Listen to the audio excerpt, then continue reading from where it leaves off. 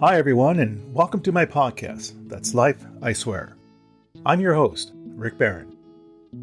What if the greatest songwriting partnership in history wasn't just about music, but about love? In this book review, we explore John and Paul, A Love Story in Songs by Ian Leslie, a book that redefines the relationship between John Lennon and Paul McCartney as something far more intimate than collaboration.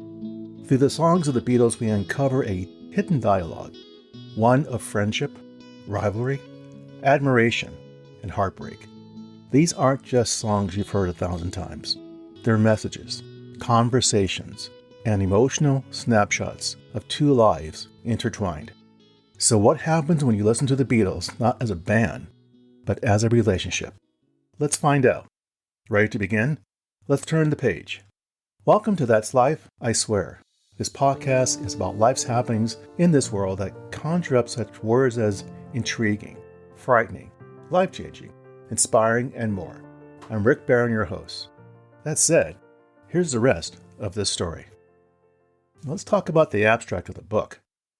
John and Paul, A Love Story in Songs, re-examines one of the most iconic creative partnerships in modern music history, that of John Lennon and Paul McCartney. Rather than retelling the familiar rise and fall of the Beatles as a band, Ian Leslie reframes the narrative as something more intimate, more emotionally complex, a love story expressed through music. The book unfolds not as a chronological biography, but as a lyrical exploration of songs, how they were written, what they reveal, and how they reflect the evolving relationship between Lennon and McCartney. Leslie treats each composition as a conversation, a coded message, or even a response to each other. Songs become emotional artifacts, capturing moments of closeness, tension, rivalry, admiration, and eventually, distance. From the early days of youthful collaboration, when Lennon and McCartney were finishing each other's musical sentences, to the later years of creative diversity, the book paints a portrait of two artists bound together by something deeper than fame. Their relationship is shown as symbiotic, each pushing the other to greater heights, even reacting to the other's growth and insecurities. What emerges as a reinterpretation of familiar songs, as chapters in an ongoing dialogue. Lyrics once heard as universal now feel deeply personal. Melodies carry subtext. Even the band's breakups takes on a new meaning, not just as a business or artistic split, but as the emotional unraveling of a profound bond. Now, ultimately, Leslie's book invites readers to listen differently.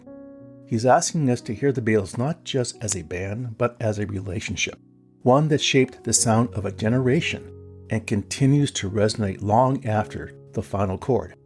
Additionally, the book explores the way two extraordinary gifted young men combine and exchange their gifts while inspiring, challenging, teaching, and learning from each other. Now, between these two guys, they wrote a lot of good songs, great songs. Some of them include A Day in the Life, In My Life, Yesterday, Let It Be, Come Together, Strawberry Fields Forever, and Blackbird. Now let's talk about the author. Ian Leslie is a British writer known for his ability to blend cultural analysis with psychological insight in human behavior. His work often explores how people think, connect, and create, making him uniquely suited to tackle a subject as layered as the partnership between Lennon and McCartney. Now, Leslie has built a reputation for taking familiar topics and uncovering new dimensions within them. Rather than relying on sensationalism or well-worn narratives, he approaches his subjects with curiosity and distinction. His background in behavioral science and storytelling allows him to examine not just what happened, but why it mattered and how it felt to those involved. His other books include Born Liars, Curious, and Conflicted. Now in John and Paul, Leslie applies this lens to music history, treating songs as both artistic outputs and emotional documents. His writing is accessible yet deeply thoughtful, inviting readers to engage with complex ideas without losing the pleasure of the story. Now, what sets Leslie apart is his ability to humanize iconic figures. Lennon and McCartney are not presented as untouchable legends, but as individuals navigating friendships, ambition, insecurity, and love. Now, this approach makes the book resonate beyond music fans, appealing to anyone interested in the dynamics of creative collaboration. Now, what drew my interest in reading this book? Oh my God. I grew up with these guys when I was young, so kind of giving you a hint of my age here. But what makes this book immediately compelling is its central premise, that the partnership between John Lennon and Paul McCartney can be understood as a love story told through songs. It's a perspective that feels both obvious and revealing. After all, their music has always been emotionally rich, but to frame it as an ongoing dialogue between two people adds an entirely new dimension. For anyone who has listened to the Beatles, there is a sense of familiarity that draws you in. These are songs we think we know, but Leslie invites us to hear them differently, to listen for subtext, for echoes of conversation, for moments where one artist is reaching out to the other. That idea alone is enough to spark curiosity. Now, from the start of their partnership, John and Paul made a pact. Each song would carry both names, regardless of who wrote what. Now, out of that agreement, a third entity emerged, Lennon-McCartney, something neither man could have conjured alone. As their individual egos dissolved and reformed around each other, the creative energy released was extraordinary. It lifted music to a peak that, in the decades since, no one has come close to matching. There's also a deeper appeal for storytellers and podcast creators. The book mirrors the kind of narrative that resonates most strongly today, one that goes beyond surface-level facts and explores the emotional undercurrents beneath them.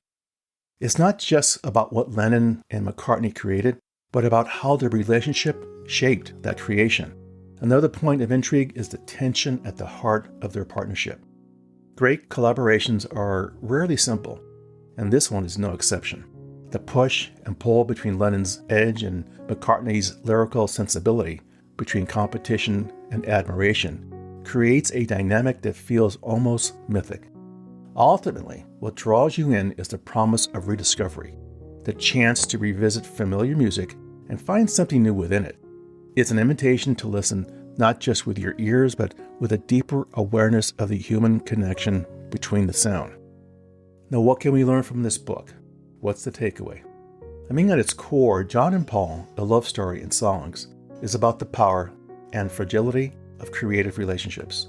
It shows how collaboration can elevate individuals beyond what they might achieve alone, but also how that same intensity can lead to conflict and separation.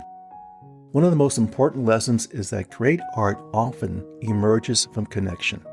Lennon and McCartney were not just talented individuals, they were the catalysts for each other. Their differences, musical, emotional, and personal, became sources of innovation. The tension between them was not a weakness, but a driving force behind their creativity.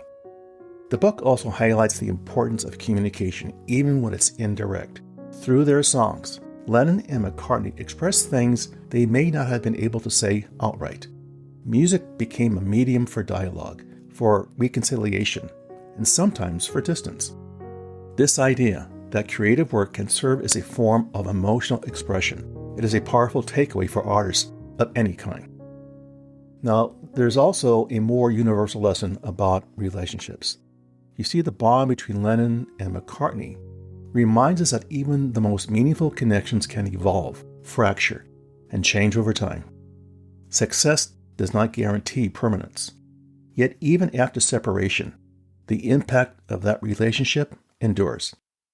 For listeners and readers, the takeaway is transformative. Pay attention to the stories beneath the surface. Whether in music, art, or everyday life, there are layers of meaning waiting to be uncovered. In the end, the book leaves us with a simple but profound realization. Some relationships don't just shape lives, they shape culture itself.